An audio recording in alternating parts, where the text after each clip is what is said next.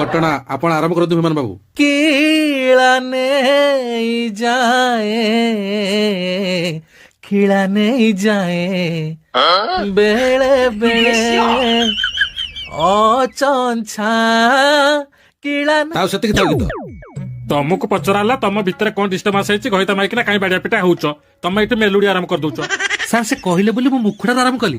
ତମ ନାଁର ଅଭିଯୋଗ ଅଛି କି ତମେ ପ୍ରବଳ ମଦ ପିଉଛ ଆଉ ମଦ ପିଇକି ଆସିକି ସ୍ତ୍ରୀକି ବାଡୁଛ ଆଉ ଯୋଉ ଡ୍ୟାନ୍ସ ଫ୍ୟାନ୍ସ କରୁଛନ୍ତି ତାଙ୍କ ସାଙ୍ଗରେ ବି ଦାରେନା ରହୁଛ, କଣ ସତର ମିଛ? ନାଇଁ ମଦ ଟିକେ ୱିକ୍ ପଏଣ୍ଟ ମୁଁ ମାନୁଛି। ଥରେ କହିଛି ଗୋଟେ ପିଲା ଷ୍ଟେଜ ତଳେ ମଦ ଧରି ଠିଆ ହେଇଥିଲା, ମୁଁ ଷ୍ଟେଜ ଉପରୁ ତା ଉପରକୁ ଡେଇଁଲି, ପଛରେ ଦେଖିଲା ସେ ଜେନିଟର ପାଇଁ ପେଟ୍ରୋଲ ଆଣିଥିଲା। ଆଇ ଲଭ୍ ମଦ ୟାର, ମୁଁ ମଦ ପାଇଁ ପାଗଳ ପୁରା। ହଁ ରାତି ଅନ୍ଦରା ହବା ପଡୁଛି ନା, ପିଇବାକୁ ପଡିବ। ନା ଅଭିଯୋଗଟା ମିଛ।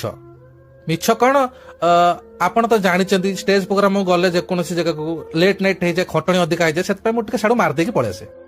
ଘରେ ଆସି ପହଞ୍ଚିଲେ ମତେ ପାଖରେ ଶୋଇବନି, ବାଡି ପାଖେ ସାଡକୁ ଯା ପାଟି ଗନ୍ଧଉଛି, ସେଥିପାଇଁ ଚୁଟି ଘୁମେଇ ଦିଟା ବସେଇ ଦିଅ। ତମେ କଣ ସବୁ ବ୍ରାଣ୍ଡ ପିଅ? ନାଇଁ ମୋ ବ୍ରାଣ୍ଡ ହଉଛି ନମ୍ବର 1। ଏଇଟା ମୋ ବ୍ରାଣ୍ଡ ମାରୁଛ ତମେ ଆଉ। ତମେ ତାହେଲେ ନମ୍ବର 1 ପିଅ? ଆଜ୍ଞା ରମ୍? ଆଜ୍ଞା ଆଜ୍ଞା